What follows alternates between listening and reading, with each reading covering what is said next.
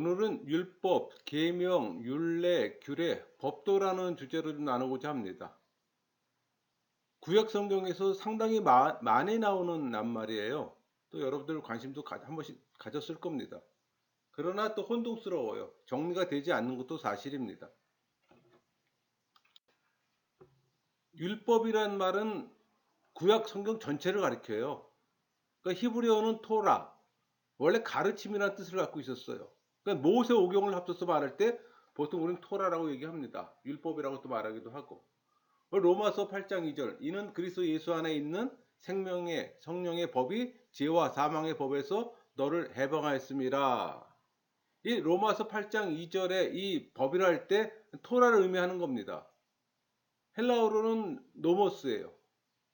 또 토라를 영어권에서는 또 법률로 또 의미하기도 합니다.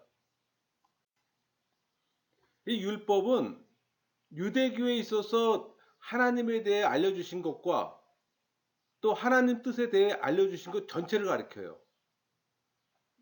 라틴어 레쿠스를 거쳐서 영어로가 된 겁니다. 한글 성경에서 이것을 율법으로 번역한 것은 이 세속적 의미와 이 법률과의 혼동을 피하기 위한 거예요. 그러니까 토라는 율법으로 번역되는데 원래는 지시한다, 교시한다 그런 의미를 갖고 있어요. 특히 하나님께서 이 제사장이나 선지자를 통해 주신 걸 말합니다. 이 토라가 이스라엘의 생활 규칙으로 또 법전화된 것에 의해서 이 토라는 또 교시라는 의미를 또 갖고 있어요. 그러니까 하나님의 계시인 동시에 하나님의 요구가 있는 겁니다. 그러니까 내용에는 어떤 뭐 제의적 규정, 뭐 사회적 규범도 포함돼요. 그러나 뼈대를 이루고 있는 것은 윤리적인 겁니다. 그러니까 십계명은 물론이고 언약, 율법 모두를 또 포함해요. 여러분 율법의 중심은 하나님의 의예요. 그러니까 율법을 따라 순종하는 자에게는 이 생명이 주어지고 또 불순종하는 자는 죽음으로 벌해지는 것이 또 의의 원칙입니다. 우리 신명기 4장 1절, 이스라엘아 이제 내가 너희에게 가르치는 규례와 법들을 듣고 준행하라. 그리하면 너희가 살 것이요 너희 조상의 하나님 여호와께서 너희에게 주시는 땅에 들어가서 그것을 얻게 되리라. 그러니까 이스라엘의 이 율법이 주어진 것은 출애굽 후 특히 홍해의 갈라짐이라는 이 성령의 이적적 은혜의 능력이 보여지고 나서 그 후에 시내산에서 이 언약의 구체화로 십계명이 주어졌어요. 그러니까 먼저 은혜의 능력이 행해진 후에 계약의 결과로 하나님의 이 백성의 생활 규정으로 율법이 주어진 겁니다. 그래서 율법의 행위로 구원을 얻으려는 이 로마 카톨릭이나 이 알미니아주의는 이 수설을 역행하는 겁니다. 여러분 그 거룩한 삶을 명령하는 율법은 또 인간을 거룩하게 하는 또 약속을 내포합니다. 우리 예레미야 31장 31절 여호와의 말씀이니라 보라 날이 이르니니 내가 이스라엘 집과 유다 집에 새 언약을 맺으리라. 예레미야가 말한 이 새 언약, 이 새 언약을 친히 십자가의 보혈로 성취하신 분이 예수님이 있잖아요. 우리 마가복음 14장 24절 이르시되 이것은 많은 사람을 위하여 흘리는 나의 피 곧 언약의 피니라. 예수님이 이 땅에 오신 것은 율법을 폐하러 오신 것이 아니라 율법을 성취하기 위해 왔다고 선언하셨어요. 그게 우리 마태복음 5장 17절이잖아요. 내가 율법이나 선지자를 폐하러 온 줄로 생각하지 말라. 폐하러 온 것이 아니요 완전하게 하려 함이라. 또 율법을 하나님 말씀이라고 하셨습니다. 우리 마가복음 7장 13절 너희가 전한 전통으로 하나님의 말씀을 폐하며 또 이 같은 일을 많이 행하느라고 하시고 사실 예수님이 오셨을 때 바리새인들과 논쟁이 많았잖아요. 근데 그 논쟁의 핵심은 왜곡된 율법주의였어요. 그러니까는 바리새인들은 그 율법의 예식을 중요시했잖아요. 예수님은 율법의 정신을 회복하고 성취하려 했던 겁니다. 당연히 논쟁이 있을 수밖에 없죠. 그러니까 예수님의 십자가의 속죄를 믿는 자는 선행으로 구원을 얻으려는 이 율법주의 멍에서 해방됩니다. 여러분 예수님은 사랑으로 부르셨어요. 그 사랑을 경험하세요. 그리스도의 사랑은 또 율법의 완성이기에. 토라는 크게 네 가지로 구분합니다. 성전제사법, 의식법, 뭐 형사법, 도덕법. 이 성전제사법은 우리가 레이기에서 많이 공부했습니다. 동물 희생과 예물 드리는 행세가 하는 법이잖아요. 또 이것은 예수님의 십자가 사역으로 완전하게 또 완성되고 또 그렇게 대체되고, 이제 성도들은 십자가 희생을 믿음으로 또 하나님께 예물을 드리고 있습니다. 의식법, 옷, 음식, 목욕뿐만 아니라 할례, 안식일이 여기 포함시킬지는 뭐 해석상의 차이가 있어요. 뭐 실제로 성경은 안식 후 첫날 예배를 보여주는 한편, 우리 역사에서는 콘스탄틴 황제에 의해서 또 태양의 날에 모이도록 또 강요됐잖아요. 그게 AD 321년 3월 7일부터 일요일, 주일날 예배를 하게 된 거죠. 그런 역사적 배경을 갖고 있어요. 근데 이 둘이 겹치는 겁니다. 그러니까 의식법은 성전 제사가 폐해졌으므로 또 그에 수반되는 법으로 폐해졌다고 보는 견해도 있어요. 또 다른 견해는 여전히 존중되어야 한다고 또 보는 견해도 있고. 근데 성경에서는 그 두 개의 차이를 인정합니다. 그게 로마서 14장 5절이에요. 어떤 사람은 이 날을 전날보다 낮게 여기고 또 어떤 사람은 모든 날을 같게 여기나니 각각 자기 마음으로 확정할지니라. 또 형사법, 뭐 살인하지 말라, 간음하지 말라, 또 도둑질하지 말라, 거짓 증거하지 말라. 이런 형사법들은 그리스도의 법, 그러니까 생명의 성령의 법 그대로 또 수용되었고 강화되었습니다. 도덕법, 탐내지 말라, 우상을 섬기지 말라, 부모를 공경하라. 이 모든 법은 이 성령의 법, 그러니까 그리스도 법 안에 또 수용되었고 또 포용되었고 또 강화되었어요. 여러분, 계명은 하나님의 명령을 가리킵니다. 명령한다, 뭐 지정한다, 위임한다 이런 의미를 가진 히브리어, 미츠와 뭐 엔톨레가 대표적인 용어예요. 그러니까 모세오경에 보여지는 이 63개의 명령과 10계명을 가리키고, 또 신약에서는 예수님에 의해 요약된 두 가지 계명, 하나님을 사랑하라, 이웃을 사랑하라, 그거잖아요. 그러니까 예수님의 계명은 사랑하라입니다. 그러니까 신약에서는 이 교훈에 대해서는 뭐 훈계, 권함 등의 또 용어로 쓰여졌어요. 우리 사도행전 20장 31절, 밤낮 쉬지 않고 눈물로 각 사람 훈계하던 것을 기억하라. 또 고린도서 4장 14절, 오직 너희를 내 사랑하는 자녀같이 권하려 하는 것임이라. 이 계명의 원어는 미츠와입니다. 또 헬라어로는 엔톨레예요. 그러니까 미츠와는 구약에 181회 인용되었습니다. 계명, 명령, 규례 그렇게 번역돼요. 이 동사는 또 485회 또 인용되고 명령하다라고 또 주로 번역하고 있습니다.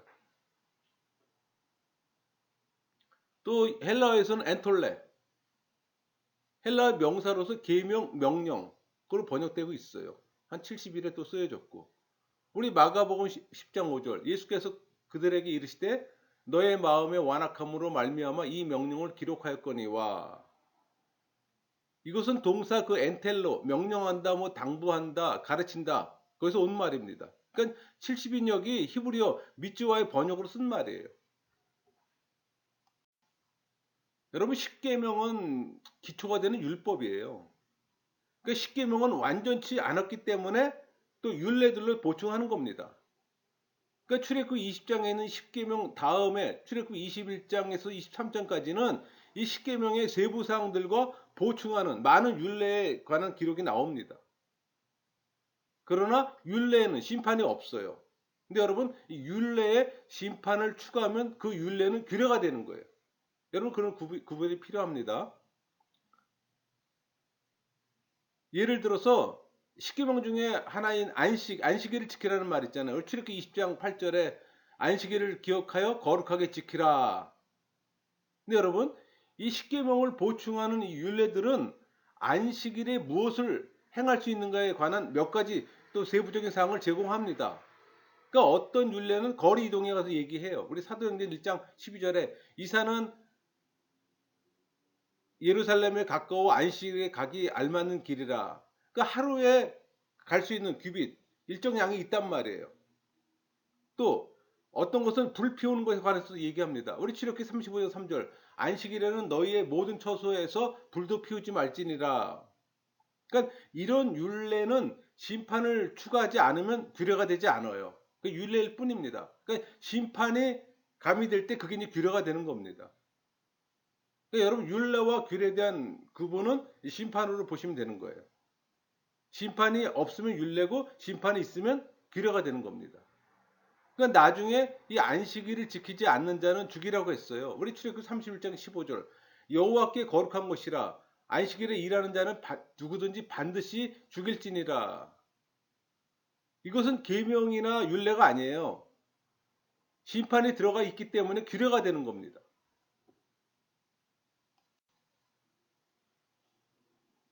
이 규례, 율례, 규례 같이 쓸 수 있는 건데 아까 얘기했지만 그 심판이 들어갈 때는 규례라고 얘기했습니다. 그러니까 일정한 규칙과 이 정해진 관례, 우리 관례라고 하면 보통 관습이 된 전례를 얘기를 하는 거예요. 이 규례는 규례와 법도라는 말로 왜 구약에 자주 쓰여졌어요. 신명기만 해도 한 17번 나옵니다. 이 법도로 번역된 히브리어 명사 미시파트 판단하다 재판하다 그 파생어예요. 그러니까 옛날부터 관습의 기초에 내려진 이 법적인 결정이 법도로 되어지는 겁니다. 그러니까 규례와 법도는 특히 신명기 우리 5장 31절이나 6장 1절 잠깐 볼까요? 너는 여기 내 곁에 서 있으라. 내가 모든 명령과 규례와 법도를 네게 이르르니. 또 신명기 6장 1절. 이는 곧 너희 하나님 여호와께서 너희에게 가르치라고 명하신 명령과 규례와 법도라. 여호와께서 이스라엘 백성에게 지키라고 명하시고 있는 이 모든 명령의 내용입니다. 그러니까 이스라엘 백성들이 지켜야 할 모든 것을 규례와 법도라는 말로 표현했어요. 그러니까 구약에 있어서 이들 용어법이 반드시 통일되어 있지는 않아요. 그래서 여러분들이 혼동스러운 겁니다. 그러나 이 규례와 법도는 신명기에 있어서 여호와께서 이스라엘 백성들에게 가르치시려는 일체를 포함해요. 그러니까 이스라엘 백성들이 지켜야 할 모든 것을 가리키는 말로 가장 표준적이고 일반적인 표현으로 여겨졌던 겁니다. 그러니까 규례로 번역된 원어, 헬라어 호크 17번이나 나와요. 또 각각의 번역도 여러 가지로 나와요. 그러니까 신성한 규례와 세속의 규례로 구별하는 지도로 행했지만 엄격한 구별을 하긴 곤란합니다. 그래서 여러분들이 혼동스러운 거예요. 히브리인들은 현대인처럼 구별하지 않았어요. 그러니까 생활의 전부가 신성하고 또 모든 규례는 하나님에 의해 세워진 것으로 생각했던 겁니다. 그러니까 규례와 법도도 한 가지로 또 이스라엘 백성이 지켜야 할 모든 것을 표현하는 말이기도 해요. 여러분 이 계명과 율례, 법도를 이해하기 위해서는 이스라엘 법체계와 성경의 법체계를 먼저 좀 알아야 해요. 그래야 여러분들이 혼동에서 벗어날 수가 있어요. 그러니까 이스라엘 법체계는 성경의 법체계로 구성되어 있습니다. 이 성경의 법체계는 도덕법, 종교법, 사회법으로 구분해요. 그러니까 계명은 도덕법이에요. 명령하다로 의미로 하라, 하지 말라. 이 금령으로 구성되어 있잖아요. 그러니까 하나님이 백성에게 요구하는 겁니다. 하나님의 무조건적 명령으로 반드시 지켜야 할 명령이에요. 이 계명을 통해서 하나님과 이웃을 어떻게 사랑하는지도 배울 수가 있습니다. 율례, 종교법이에요. 자르다의 의미로 규례를 또 뜻합니다. 그러니까 성막, 제사, 절기 등에 관련된 제사 법규예요. 그러니까 율례를 통해서 하나님을 어떻게 섬길 것인가를 또 배울 수가 있습니다. 규례 법도 사회법이에요. 다스리다, 재판하다 의미를 갖고 있습니다. 그러니까 인간 상호 간에 지켜야 할 관계법이에요. 이 법도를 통해서 하나님의 백성이 세상에서 어떻게 살아가야 할지를 또 배울 수가 있는 겁니다. 여러분 십계명은 기초가 되는 율법이고 율법의 세부 사항은 율례입니다. 또 심판에 들어있는 율례는 또 규례인 겁니다. 그러니까 모든 법은 죄를 깨닫게 하고 거룩함을 지킬 수 있도록 이 길잡이 역할을 해요. 하나님을 또 살아가는 법을 가르쳐 주고 또 이웃을 살아가는 법과 세상을 또 어떻게 살 것인가에 대한 또 대답도 줍니다.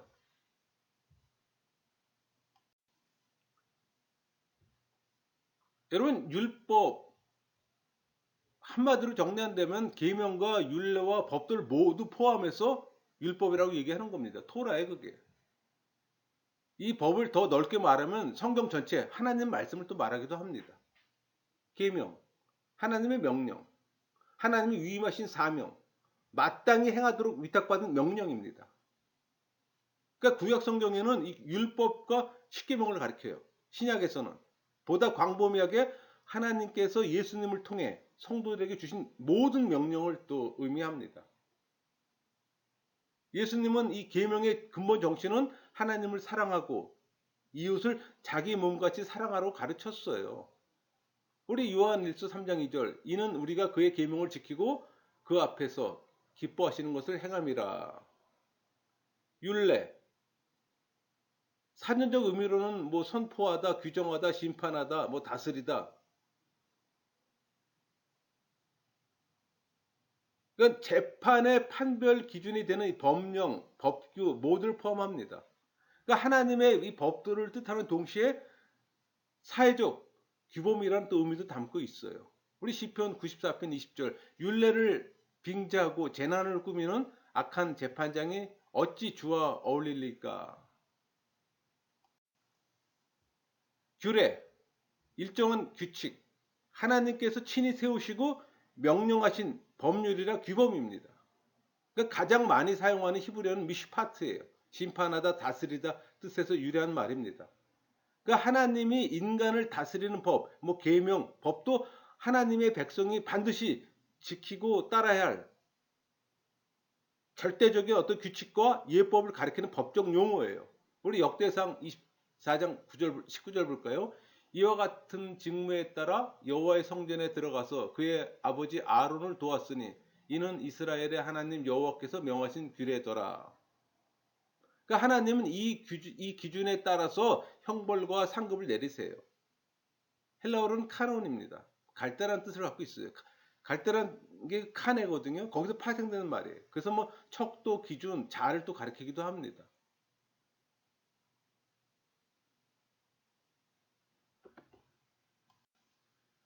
법도, 법률과 제도, 뭐 예법이나 제도를 얘기를 하는 겁니다. 그러니까 성경에서는 하나님께서 친히 가르치시고 교훈하신 도덕 원칙을 또 말하기도 합니다. 그러니까 협의적으로는 뭐 십계명이나 모세오경 같은 특별한 명령만을 뜻하기도 해요. 히브리어 미시파트 판결하다 뜻을 갖고 있잖아요. 규례와 법도로 또 번역되는 경우도 많습니다.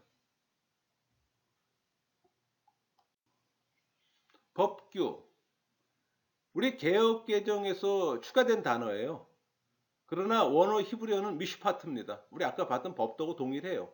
뭐 재판하다 다스리다 뜻의 그 샤파트에서 그 유래한 말로 뭐 재판, 법령, 뭐 법도, 뭐 공의 그렇다기도 합니다. 즉 의로우신 하나님이 이 세상을 다스리는 규범으로서의 법과 그 법이 정한 규례를 말하는 거예요. 우리 출애굽기 21장 1절 내가 백성 앞에 세울 법규는 이러하니라. 한글 개혁판에서는 율례로 또 묘사하고 있습니다. 그러니까 구약 성경에서 율례와 규례 또는 이 법도는 모두 다 구약 성경에 기록된 하나님의 율법과 또 교훈을 의미하기도 합니다. 그러니까 율례와 규례, 뭐 율례와 법도, 규례와 법도 표현이 자주 등장해요. 근데 이런 표현은 하나님의 말씀을 강조하는 표현이라고 할 수 있어요. 우리 몇 가지 한번 예를 들어볼까요? 율례와 규례.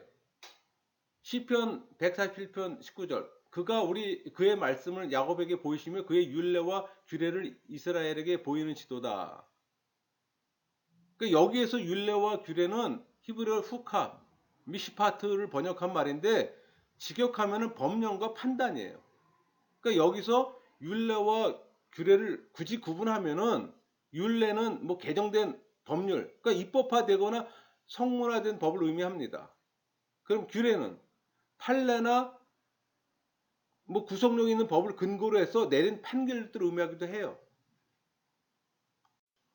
그러면 이번에 율례와 법도, 뭐 719 18장 20절 그들에게 율례와 법도를 가르쳐서 마땅히 갈 길과 할 일을 그들에게 보이고, 율례가 호크, 법도는 토라입니다.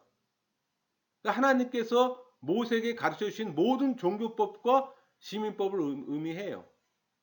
그러니까 율례는 성문화된 율법을 의미하고, 법도는 훈령을 또 의미해요. 그러나 여기에서 이 율례 호크는 종교적인 법을, 법도는 이 토라는 시민생활에 관련된 일반법을 또 가리키고 있습니다. 그러니까 일반적으로 율례와 법도는 하나님의 모든 율법을 강조하는 이 증언법적인 표현을 사용하고 있는 거예요. 참고로 이 증언법이라는 뭐냐면은 어떤 유사한 말이나 이 중첩되는 말을 연속 사용하면서 강조하는 기법이에요. 그러니까 히브리 문학에서 자주 사용하는 문학 기법입니다.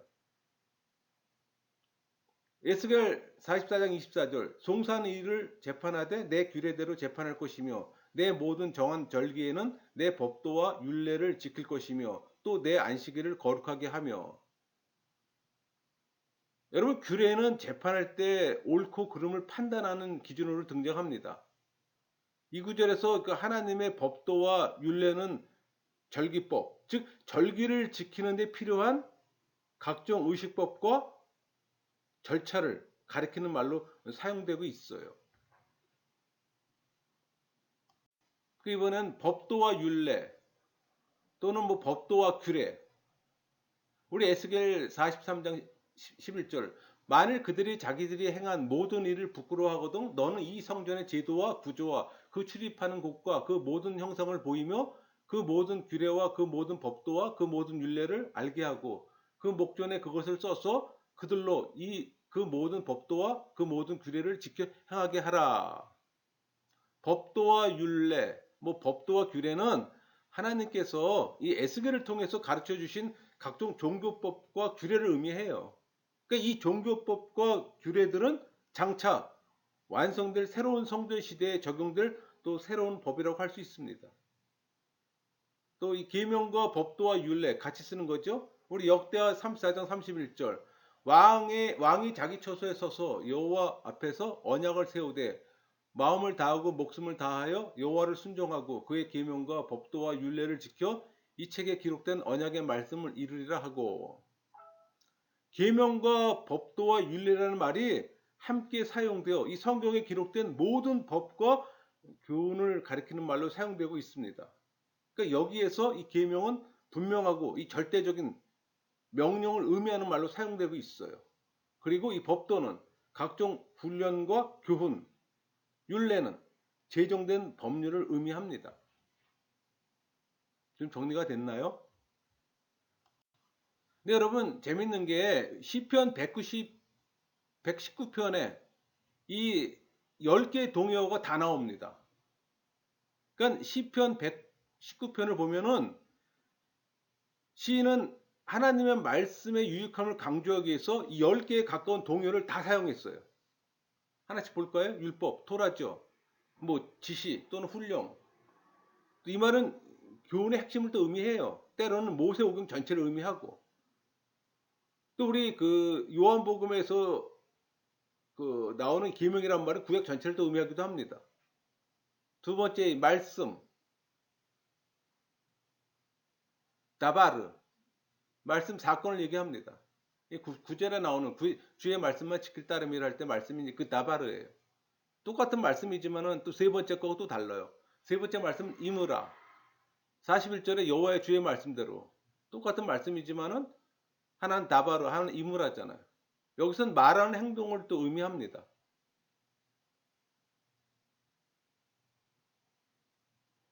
사실은 이 다바르하고 동의어예요. 네 번째 계명 믿지와 하죠. 분명하고 절대적인 명령. 뭐 종종 율례와 규례라는 말도 함께 사용되기도 해요.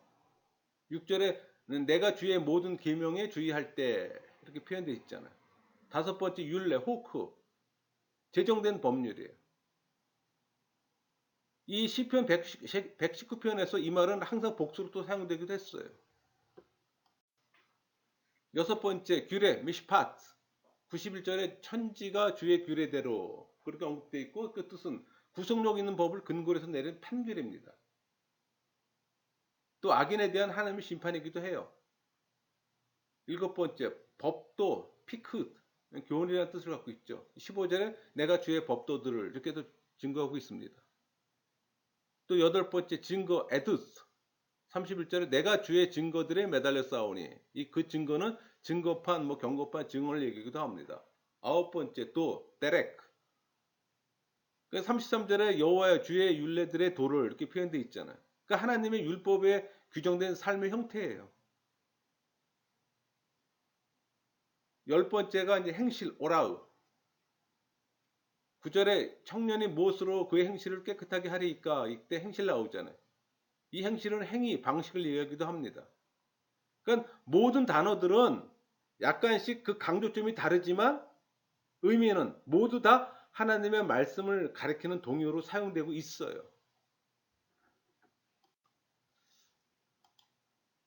오늘 주제를 한마디로 정리한다면 십계명은 기초가 되는 율법입니다.